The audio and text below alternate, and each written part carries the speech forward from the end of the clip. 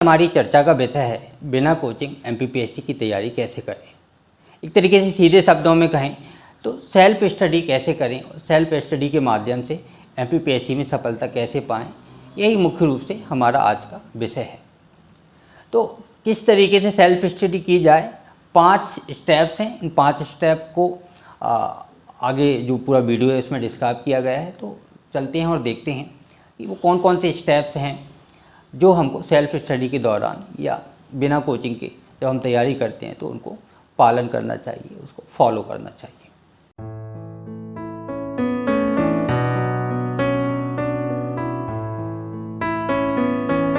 MPPSC की तैयारी self study के माध्यम से कैसे करें, उसके लिए हम पूरी तैयारी को या हमारी सेल्फ स्टडी को हम 5 चरणों में बांट सकते हैं या 5 स्टेप में बांट सकते हैं।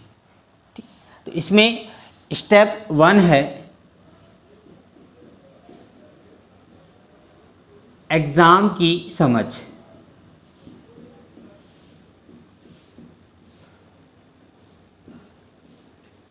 एग्ज़ाम की समझ, और एग्ज़ाम की समझ हम 2 चीज़ों से प्राप्त कर सकते हैं। एक है सिलेबस और दूसरा है प्रीवियस ईयर प्रश्न पत्र। सिलेबस आपको कहीं भी मिल जाएगा, आप एमपीपीएससी की वेबसाइट से निकाल सकते हैं या गूगल पे कहीं भी मिल जाएगा या हमारे डिस्क्रिप्शन में जाकर आप उसको डाउनलोड कर लीजिए। सिलेबस को डाउनलोड करने के बाद हाथ से पूरा सिलेबस लिखिए और जब पूरा सिलेबस लिख लें तो उसको कम से कम दोहराइए, रोज़ दोहराइए, या रोज़ नहीं दोहरा सकते तो हफ्ते में एक बार उसको दोहराइए, ताकि वो खुद ही वो अपने आप ही दिमाग में बैठ जाएगा कि पेपर 1 में क्या क्या पूछा जाएगा, पार्ट ए में क्या है, पार्ट बी में क्या है, पेपर 1 की 5 यूनिट हैं उनमें क्या क्या है, पेपर 2 में कौन कौन सी यूनिट किस किस विषय से संबंधित हैं, किस किस टॉपिक से संबंधित हैं, तो वो पूरी तरीके से दिमाग में बैठ जाए। अगर हो सके तो 6 पेपर हैं, 6 पेज पर उनको जितना भी मैनेज करके लिख सकते हैं, 6 पेज पर उसको ले आइए और 6 के 6 पेज जो हैं जहाँ भी जिस टेबल पे आप बैठ के पढ़ते हैं उसके सामने उसको लगा लीजिए, चिपका दीजिए। वो और बेहतर तरीका हो सकता है। उसमें भी कि आगे जब हम तैयारी करेंगे तो जैसे ही हमारा कोई टॉपिक पूरा हो जाता है हमने उसको कॉन्फिडेंस के साथ टिक भी लगा दिए कि ये हो गया। तो वो एक अलग तरीके का बूस्ट देता है हमारी स्टडी को, हमें एक तरीके से मोटिवेट करती हैं वो चीज़ें। ठीक, तो इसको ऐसा नहीं कि सिलेबस है तो सही, प्रिंट आउट है तो सही, तो क्या मतलब है उसका लिखने का। तो अगर सेल्फ स्टडी करना है और सेल्फ स्टडी में हमको किसी पे भी निर्भरता नहीं रखनी, आत्मनिर्भर बनना है, तो उसमें पहला स्टेप है कि ठीक से सिलेबस को समझ लो। तो वो फिर किसी को बताने की ज़रूरत नहीं कि आपको क्या पढ़ना है, आपको पता होगा फिर कि आपको क्या पढ़ना है ना। तो जो कोच चाहिए होगा, जो कोचिंग चाहिए होगी, उसका आधा काम आपने यहाँ पे फिनिश कर लिया है, पूरा कर लिया है। इसके बाद दूसरा काम है प्रीवियस ईयर के क्वेश्चन पेपर्स को उठाना और उनको पढ़ना। मार्केट में अवेलेबल हैं, बहुत सस्ते में किताबें मिल जाती हैं। प्री का अगर हो सके तो सॉल्व ले लीजिए, सॉल्व पेपर मिल जाएंगे, टॉपिक्स वाइज भी मिल जाते हैं, अवेलेबल हैं मार्केट में। आप कायदे के बाज़ार में जाएंगे किताबों के तो वहाँ ये सारी चीज़ें आसानी से उपलब्ध रहेंगी, मिल जाएंगी। अगर आप ग्रामीण क्षेत्रों से हैं तो कोई आपके आसपास का जो बड़ा शहर है वहाँ मिल जाएंगे, या अगर आप मंगा सकते हैं तो अमेज़ॉन से मंगा लीजिए। आपके आसपास किसी शहरी क्षेत्र में किसी रिश्तेदार के घर पे आ जाएगा वो, अगर आपके ग्रामीण क्षेत्र में नहीं भी आता है अमेज़ॉन तो वहाँ से उसको आप प्राप्त कर सकते हैं। तो ये स्टेप जो है, इस स्टेप का जो दूसरा भाग है उसको भी उतना ही महत्वपूर्ण समझिए, उतना ही महत्वपूर्ण मानना है जितना कि हमने पहले को लेके चले हैं। अभी क्या करना है कि अगर बुक आ भी गई तो हमको पहले दिन से उसको याद नहीं करना है, उसको अपने हाथ से नहीं लिखना है, कुछ नहीं करना है, उसको आप ला के रख लीजिए। हाँ, 1 दिन 2 दिन नई नई किताबें होती है, वैसे भी एक हमारे अंदर जिज्ञासा होती है क्या लिखा है, उसको पलट लीजिए, 1-2 दिन उसको देख लीजिए बस। हाँ, क्वेश्चन कैसे पूछे जा रहे हैं, अच्छा ये इतिहास है, हाँ इतिहास तो हमारा पहले पेपर का पार्ट है, अच्छा इससे यहाँ ऐसा क्वेश्चन पूछा जा रहा है। तो इस तरीके से उन चीज़ों को बहुत ऊपरी लेवल पे अभी हमको देखना है, बहुत गहराई से अध्ययन नहीं करना है उसका, ऊपरी एक नज़र उन पर फेर लीजिए, मान लीजिए कि ये इस तरीके से क्वेश्चन पूछे जा रहे हैं। प्री में ऐसे क्वेश्चन आते हैं, मेंस में ऐसे क्वेश्चन आते हैं। तो वो दूसरी आपकी एग्ज़ाम की समझ को डेवलप्ड करेगा, बनाएगा कि आखिर एमपीपीएससी का प्री का नेचर कैसा है, कैसे वो एग्ज़ाम पूछता है, कैसे वो सवाल पूछता है, प्रश्न पूछता है एग्ज़ाम में, और मेंस एग्ज़ाम में कैसे प्रश्न पूछता है, प्रीलिम्स में कैसे पूछता है। तो वो एक क्लियरिटी आपके दिमाग में बनेगी उससे। बीच बीच में हर हफ्ते एक बार दो बार उसको फिर हमको देखते चलना है उसको। अभी उसका उपयोग इतना ही है हमारे स्टेप 1 में, वो हमारे पास उपलब्ध है। हमने हाथ से लिखा हुआ हमारा सिलेबस आ गया हमारे पास, और दूसरा हमने प्रीवियस ईयर की क्वेश्चन पेपर की बुक्स ले ली हैं। टॉपिक्स वाइज हों, मतलब सब्जेक्ट वाइज टॉपिक वाइज हों, वो ज़्यादा बेहतर रहेंगी और वो मिल जाएंगी, उपलब्ध है मार्केट में, और उनको ख़रीद कर आप यहाँ पर रख लीजिए। तो ये हमारा पहला स्टेप होगा। इसके बाद स्टेप 2 पे आते हैं। स्टेप 2 हमारा रहेगा, ये स्टेप 1 था, स्टेप 2 हमारा रहेगा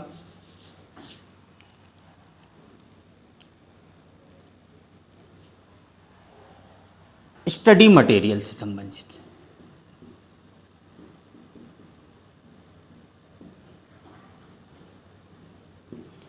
तो चाहे वो सेल्फ स्टडी हो या किसी संस्थान से जुड़ी हुई स्टडी हो, बेहतर जो विकल्प है स्टडी मटेरियल से संबंधित वह है कि सबसे अच्छा आपका स्टडी मटेरियल वो होगा जो सबसे कम होगा। इस बात को ध्यान से सुनिए कि जो सबसे अच्छा स्टडी मटेरियल वो होगा जो सबसे कम होगा, क्योंकि समस्या आज के समय की जो है वो किताबों की कमी की नहीं है, मटेरियल की नहीं है। इंटरनेट पे भी मटेरियल की कमी नहीं है। टेलीग्राम पे जाओ मटेरियल भरा हुआ है, गूगल पे जाओ मटेरियल भरा हुआ है, यूट्यूब पे लेक्चर भरे हुए हैं, दुकानों पे जाओ तो किताबें भरी हुई हैं। हर सब्जेक्ट पे 10-10 किताबें हैं, हर सब्जेक्ट पे 50 PDF आपको उपलब्ध हैं। तो समस्या मटेरियल की नहीं है, समस्या है कि कम से कम मटेरियल में हम अपनी पूरी तैयारी कर लें। वो कैसे डिसाइड किया जाए, वो कैसे निश्चित किया जाए। तो स्टडी मटेरियल से संबंधित जो मेरा सुझाव है, जो बहुत व्यक्तिगत है, लेकिन मुझे लगता है कि अगर इसको फॉलो किया जाए तो बेहतर रिज़ल्ट की हम उम्मीद कर सकते हैं। और बेहतर उम्मीद रिज़ल्ट की साथ साथ है कि हम भटकाव से काफ़ी कुछ बच जाएंगे। ठीक है, फिर भी ये सुझावात्मक है, इसके इतर आप थोड़ा बहुत जा सकते हो। ज़्यादा अगर बाहर निकलोगे तो वो भटकने की संभावना रहेगी। तो सेल्फ स्टडी आप करना चाहते हैं और अगर निश्चित मटेरियल है तो बेहतर होगा। बेहतर इसलिए होगा कि फिर बीच बीच में कोई भी आके आपको किसी से पूछने की ज़रूरत नहीं पड़ेगी कि ये इतना पढ़ रहा हूँ तो पर्याप्त है, या और ये पढ़ लूँ या ये पढ़ लूँ, या किसी से सुझाव लेने की ज़रूरत भी नहीं पड़ेगी। ठीक, तो हमने सिलेबस को पढ़ लिया है, समझ लिया है, याद कर लिया है काफ़ी हद तक। उसके बाद हमको क्या करना है, कुछ ऐसे सब्जेक्ट, कुछ ऐसे विषय हैं जो स्टैटिक हैं या कहीं की कॉमन है और ज़्यादा परिवर्तन में भी उनमें नहीं होते, जैसे इतिहास, हिस्ट्री है, भूगोल, राज्य व्यवस्था यानी पॉलिटी, अर्थव्यवस्था,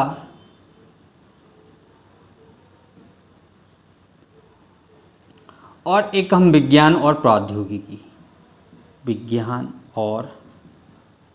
प्रौद्योगिकी, साइंस एंड टेक, पूरा लिख लेते हैं इसको, विज्ञान और प्रौद्योगिकी। तो कुछ बेसिक सब्जेक्ट,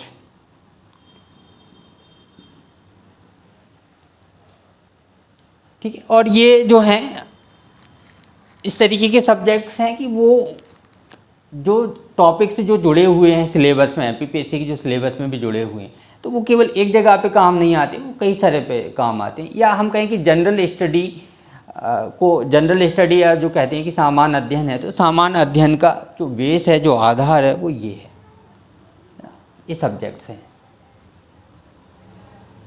तो इनमें कई सारे सब डिवीज़न हो सकते हैं, जैसे भूगोल है तो उसमें हम पर्यावरण जोड़ सकते हैं, साइंस एंड टेक्नोलॉजी है तो उसमें कंप्यूटर जोड़ सकते हैं, इतिहास है तो कला और संस्कृति उसमें जुड़ा हुआ है। लेकिन बेसिक हम कहें तो ये बेसिक सब्जेक्ट्स होते हैं, और अधिकांशतः किसी संस्थान में भी जाएंगे तो इन बेसिक सब्जेक्ट को ही अधिकांशतः पढ़ाया जाता है। तो इसके लिए मेरा जो सजेशन है वो है कि आप दृष्टि का की क्विक बुक आती हैं इन सबसे संबंधित, इतिहास, पूरा इतिहास मिल जाएगा, एक बुक रहेगी, लगभग 350-400 पेज होंगे। भूगोल की है, इसी तरीके से पॉलिटी की भी है, इकोनॉमिक्स की भी है, वो जो अपडेटेड होगी वो आप देख सकते हैं, और विज्ञान और प्रौद्योगिकी की है।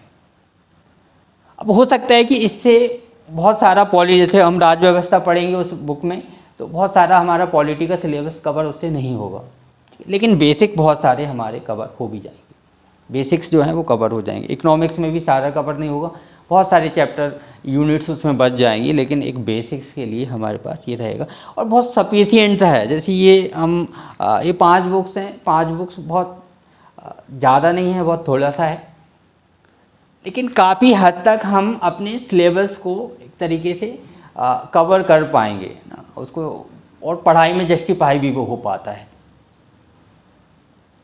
ठीक, तो ये बेहतर है क्योंकि इनका डेटा रिलायबल है, दृष्टि के जो डेटा इन्होंने दे रखा है दृष्टि ने, तो वो रिलायबल है। तो हम बहुत इधर उधर भटकने की बातें, जैसे इससे पहले एक बुक लिस्ट का मैंने वीडियो बनाया था, और उस वीडियो में कुछ बेसिक बुक्स दी थी, जैसे आर एस शर्मा थे एंशियंट हिस्ट्री के लिए, मिडवल हिस्ट्री के लिए सतीश चंद्र। तो वहाँ साफ साफ इसलिए कहा भी था कि केवल उन स्टूडेंट्स के लिए, उन बच्चों के लिए वो बुक लिस्ट थी जो 3 ईयर की तैयारी, मतलब तैयारी में अभी 3 साल 2 साल बाकी हैं उनकी तैयारी में, या वो IAS की तैयारी भी साथ में कर रहे हैं, UPSC की तैयारी भी साथ में कर रहे हैं। ये सजेशन है उन स्टूडेंट्स के लिए जो सिर्फ MPPSC की तैयारी कर रहे हैं। तो ये बुक्स वैसे IAS और PCS सभी के लिए आती हैं, IAS को ध्यान में रख के भी लिखी गई हैं, लेकिन हमारे सिलेबस के अकॉर्डिंग जितना हमको पढ़ना है तो वो उतना इसमें है। मतलब ऐसा नहीं कि हम ज़्यादा पढ़ रहे हैं, इतना तो हमको पढ़ना ही है। ये IAS का सिलेबस नहीं है, वो MPPSC का भी सिलेबस है। तो मेरे ख्याल से बात समझ में आ रही होगी कि ये सही है। मेरे ख्याल से ये इतना पढ़ना ज़्यादा बेहतर है, ना कि हम बाकी कई सारी किताबों के पीछे उलझें, राइटर्स को उलझें, या हमने सुन लिया है कि किसी टॉपर ने ऐसा बोल दिया है तो उसकी बात है। तो सबके अपने अपने अनुभव रहे हैं, सबके अपने अपने एक्सपीरियंस रहे हैं। तो बेहतर होगा कि हम घर पर जब सेल्फ स्टडी कर रहे हैं तो हम कुछ सीधे रास्ते चुनें। सीधे रास्ते चुनने से क्या होगा कि वो जो भटकाव रहेगा टेढ़े मेढ़ेपन का वो बच जाएगा फिर उसमें। तो पहला बेसिक्स के लिए ये है। उसके बाद इसमें साथ में हम रखेंगे जो जीके की बुक है लूसेंट, उसको रखेंगे। MP GK के लिए एक बुक यहाँ पे ज़रूर रखना है। MP GK के लिए कोई भी एक बुक रख लीजिए जो जिस पे डेटा जिसका ठीक हो। ठीक है, हम एक सुझाव के तौर पे यहाँ पे परीक्षा धाम को रख लेते हैं। इसमें पेपर 5 और पेपर 6 मतलब हिंदी जो जनरल हिंदी है वो, और निबंध वाला जो पेपर है उससे संबंधित हम 2 बुक रख सकते हैं। एक है चंचल जैन, और निबंध के लिए भी दृष्टि का आता है तो दृष्टि निबंध उसको हम शामिल कर लेते हैं। ठीक है, तो इस तरीके से ये जो है इस बुक लिस्ट को हम शामिल करेंगे। इस बुक लिस्ट में 1-2 चीज़ें और जो शामिल कर सकते हैं, जैसे ऑक्सफोर्ड एटलस आता है, एक नेशनल एटलस आता है जो मैप्स बने होते हैं, उसमें इंडिया मैप है, ज्योग्राफी का मैप है, वो रख लेंगे। बड़े बड़े जो वॉल के लिए जो मैप्स आते हैं उनको आप अपनी स्टडी जहाँ भी आपको पढ़ाई करनी है तो वहाँ दीवारों पे लगा के रखना है, तो वो ज़रूरी है। तो सिलेबस में हमने जैसे प्रीवियस ईयर के क्वेश्चन पेपर की वो 2 बुक हैं, 2 बुक वो हैं। इसके बाद 5 ये हैं, 7, 8, 9, 10, 11, ये 11 किताबें हमारी हो जाती हैं। और एक इथिक्स के लिए हमको ज़रूरत पड़ेगी। तो इथिक्स में आप किसी भी जो MPPSC local publication, MPPSC specially जो सिलेबस के अकॉर्डिंग जो भी किताब मिल जाएगी आसपास, वो आप ले लीजिए, तो वो भी उपलब्ध मिल जाएगी। आप आसपास के, ग्रामीण क्षेत्र है तो आसपास के शहर में जहाँ कंपटीशन की तैयारी से संबंधित बुक्स मिलती हैं तो वहाँ मेरे ख्याल से उपलब्ध होनी चाहिए वैसी बुक्स। ठीक, तो ये कुछ किताबें हैं और इतनी ही किताबें हमको रखनी है। इससे पूरा सिलेबस हमारा कवर हो जाएगा? नहीं होगा। हाँ, इससे हमारा 60-70% सिलेबस लगभग कवर हो जाएगा। बाकी 30% के लिए हम क्या करेंगे? तो बाकी 30% के लिए आप अपना मोबाइल इस्तेमाल करेंगे और उसमें हम गूगल है, गूगल से जो सिलेबस है उसके अकॉर्डिंग हम जो मैटर होगा उसको वहाँ पे निकाल सकते हैं। और बाकी अगर कुछ है तो कुछ PDF हम टेलीग्राम से देख सकते हैं, लेकिन टेलीग्राम से भी बचना है। टेलीग्राम पे भी अभी मैं बताने वाला हूँ कि टेलीग्राम पे क्या करने के लिए जाना है, अगर जाना भी है तैयारी सेल्फ स्टडी के दौरान, अगर आप टेलीग्राम पे जाना भी चाहते हो तो। बाकी बेहतर होगा कि बहुत जैसे पर्यावरण से जुड़े हुए मुद्दे हैं, वाटर मैनेजमेंट वाले मुद्दे हैं, या फिर जो तकनीकी संस्थान वाले हैं, तो सब उसको गूगल पे बहुत आसानी से उपलब्ध हैं। ठीक, तो वो वहाँ से उपलब्ध हो जाएगा। बाकी जो सिलेबस होगा हमको उसको वहाँ से करना है। ठीक, तो वो उसको वैसे कर सकते हैं। ठीक, तो मेरे ख्याल से बात समझ में आई होगी।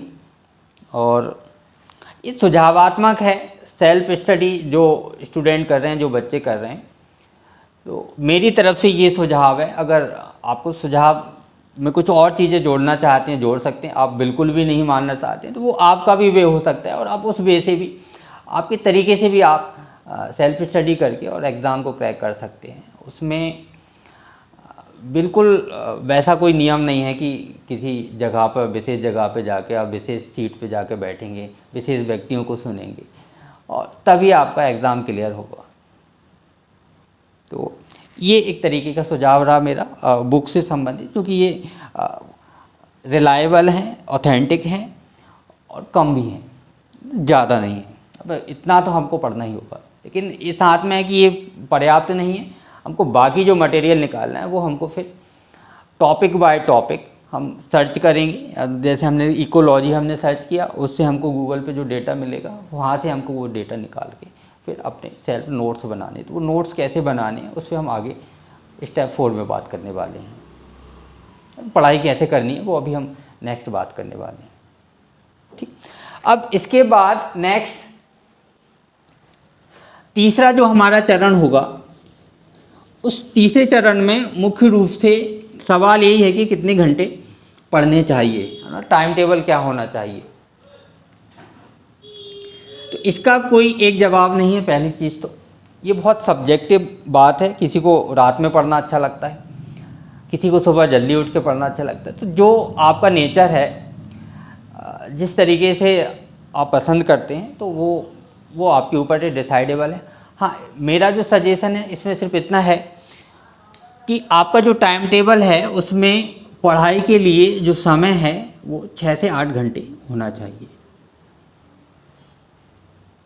ठीक है, इतना तो अगर आप पहले अटेम्प्ट में अगर सिलेक्शन लेना चाहते हैं तो कम से कम इतना तो होना ही चाहिए, 6 से 8 घंटे। अगर 10 कर सकते तो और बेहतर है।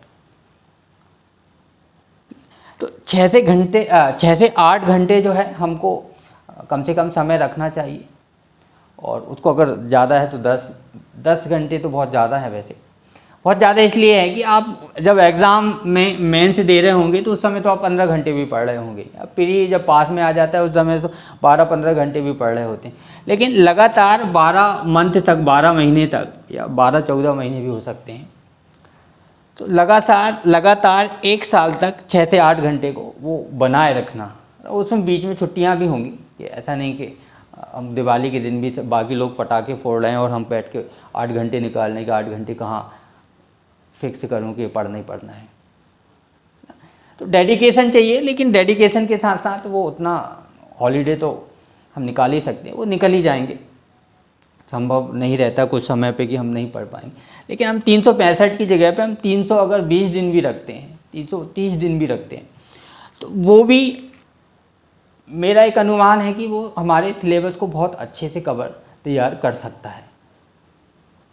और इसमें भी आप अगर जैसे सुबह में पढ़ते हैं, सुबह में 8 बजे 9 बजे से भी पढ़ते हैं, तो सुबह 3 घंटे, दोपहर में 2 घंटे और 2 से 3 घंटे शाम को, अगर इस तरीके से भी उसको बांट लेते हैं तो 8 घंटे हम बहुत आसानी से निकल जाते हैं। आसानी तो नहीं है, क्योंकि घर में जो व्यक्ति रहता है, परिवार के साथ अगर कोई रहता है, तो वो उसके पास अननोन कारणों से बहुत सारे काम रहते हैं।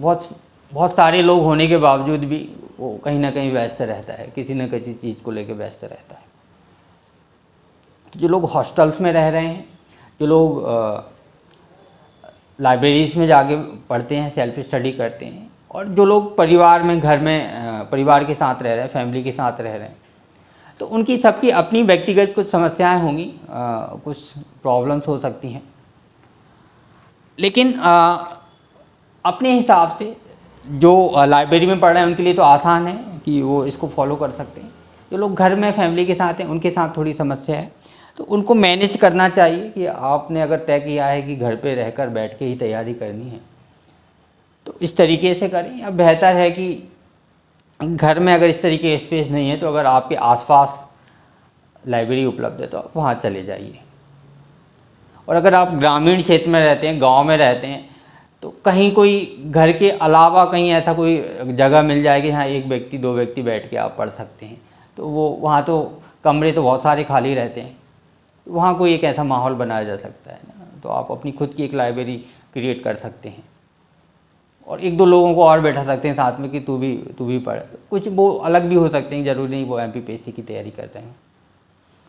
ठीक, अब इसमें हमको एक काम और करना है कि यहाँ जो तीन शेड्यूल रखिए कम से कम, बीच में जो भी जितने भी घंटे का गैप रखना चाहे रखिए, और उन 3 शेड्यूल में आपको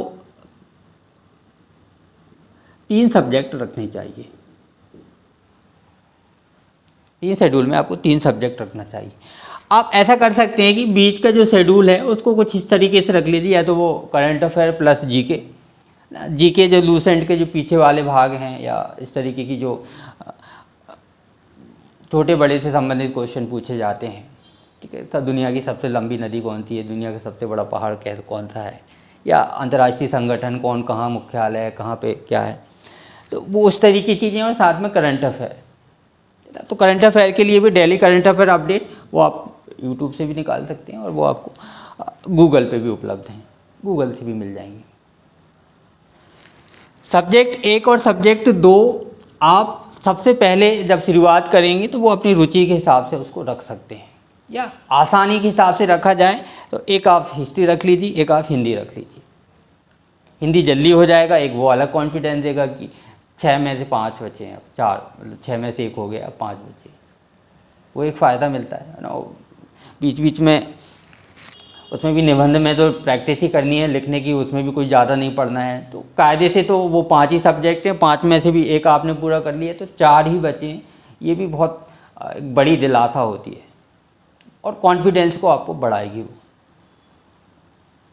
तो आप एक हिंदी रख लीजिए शुरुआत जब आप कर रहे हैं, और एक आप पहले पेपर का जो पार्ट है इतिहास है उसको रख लीजिए, तो वो आसानी से कवर भी हो जाएंगे।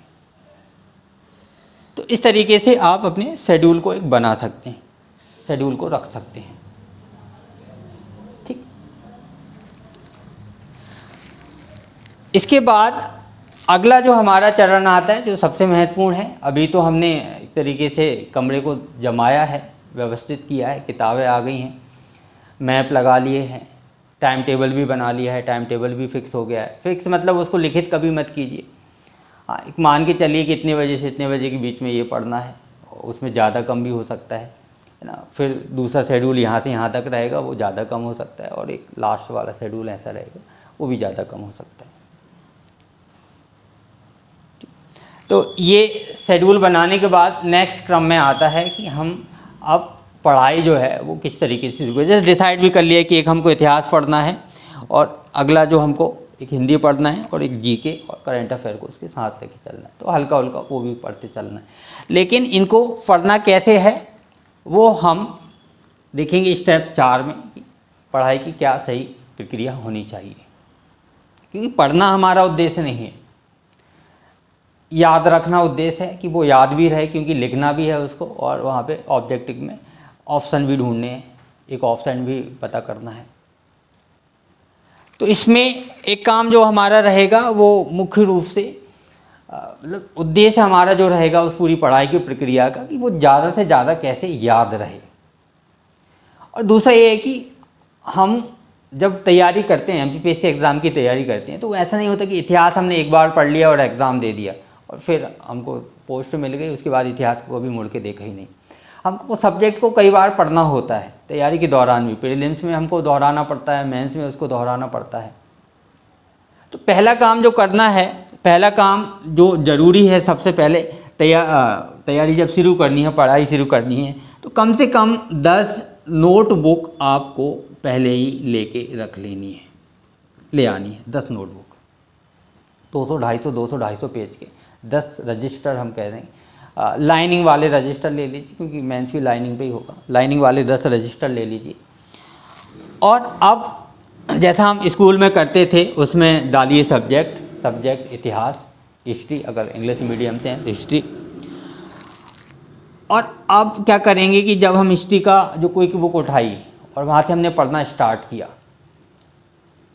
तो पढ़ने से पहले, कोई की बुक को पढ़ने से पहले अब हम सबसे पहले जो हमने लिया हुआ है प्री और मेंस के अनसॉल्व पेपर लिए हुए हैं, तो सबसे पहले हम अपनी नोटबुक में प्री से संबंधित और मेंस से संबंधित जो प्रश्न आए हैं कैसे करना है उसको। जैसे हमने इतिहास उठाया, इतिहास में सबसे पहले हमने प्राचीन भारत लिया।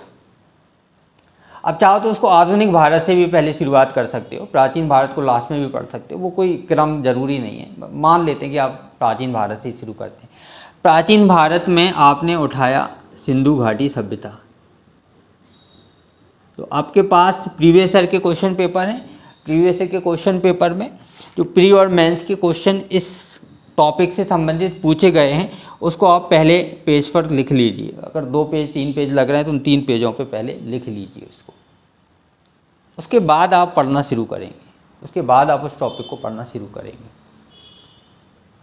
ठीक, तो उस टॉपिक को पढ़ने के बाद, एक बार पढ़ने के बाद आप उसके शॉर्ट नोट्स बना नहीं पाएंगे। वो ऐसा भी हो सकता है, कई बार ऐसा होता है कि वो पता चला कि पूरा ही लिख दिया, तो पूरा नहीं लिखना है, वो पूरा तो लिखा हुआ है आपके पास किताब में। अब उसमें से आपको शॉर्ट नोट्स निकालने हैं। तो दूसरा काम क्या करिए, दूसरा काम आप ये करिए कि सिंधु घाटी सभ्यता को अपनी किताब में पढ़ा है, उसके बाद आप एक या 2 वीडियो जो है आप यूट्यूब पे जाके उसके देखिए, तो वो मनोरंजन भी हो जाएगा साथ में यूट्यूब का ना। बस लेकिन बस 2 वीडियो ही देखना है, ऐसा ना हो कि स्टोरी जो है पता चल रहा है कि वो स्क्रॉल होने लगी है। तो सिंधु घाटी सभ्यता हम कोई भी 2 जहाँ पे आपको समझ में आ रहा है, ज़रूरी नहीं कि वो टीचर ही हो, बहुत सारी डॉक्यूमेंट्री भी सिंधु घाटी सभ्यता पे मिल जाएंगे, आप वो देख लीजिए।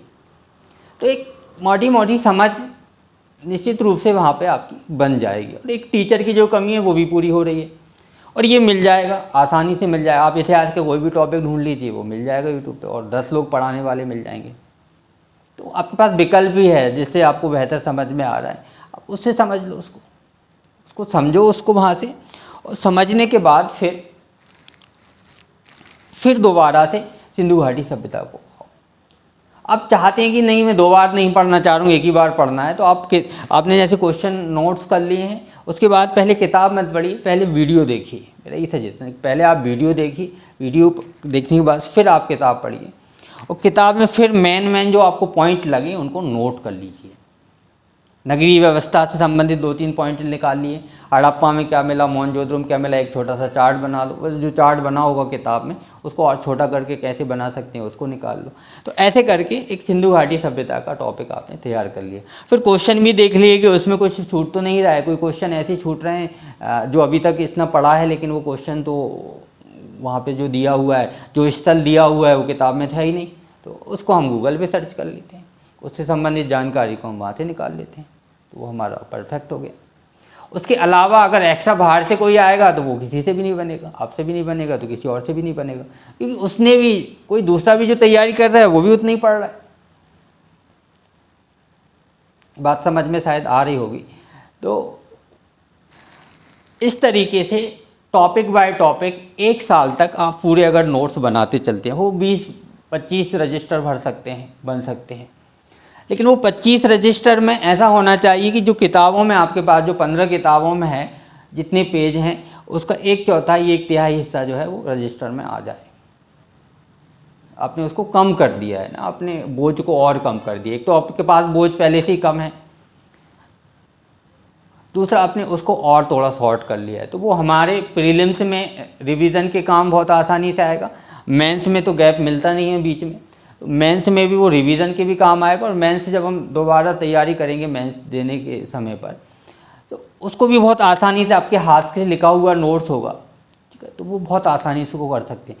तो सेल्फ स्टडी का जो सबसे कोर पॉइंट है हमारा वो है कि अगर आप अपने खुद के नोट्स प्रिपेयर करते हो तो 100% बहुत दावे के साथ मैं कह रहा हूँ कि वो आपकी तैयारी उस व्यक्ति से ज़्यादा बेहतर हो रही है जो किसी दूसरी जगह पे जुड़ा हुआ है और वो अपने सेल्फ नोट्स नहीं बना रहा है। नोट्स दूसरे जो प्रिंटेड नोट्स हैं, किताबें, केवल उन पे डिपेंड है। हाँ, कोई बहुत एक्स्ट्रा ऑर्डिनरी व्यक्ति हो वो बात अलग है कि उसने अपने स्कूलिंग में इतना लिख लिया है कि अब उसको उसकी प्रैक्टिस की ज़रूरत नहीं है। अदरवाइज ये जो है सिंधु घाटी सभ्यता, वैदिक कल्चर, 1 बाय 1 आगे हम बढ़ते जाएंगे। फिर ज्योग्राफी, पर्वत पठार, सारी जो भी चीज़ें हैं, जो भी टॉपिक्स हैं उनको हमने कर लिया। पॉलिटी में हमने सबको तैयार कर लिया। साइंस एंड टेक्नोलॉजी भी इसी तरीके से कवर की जा सकती है।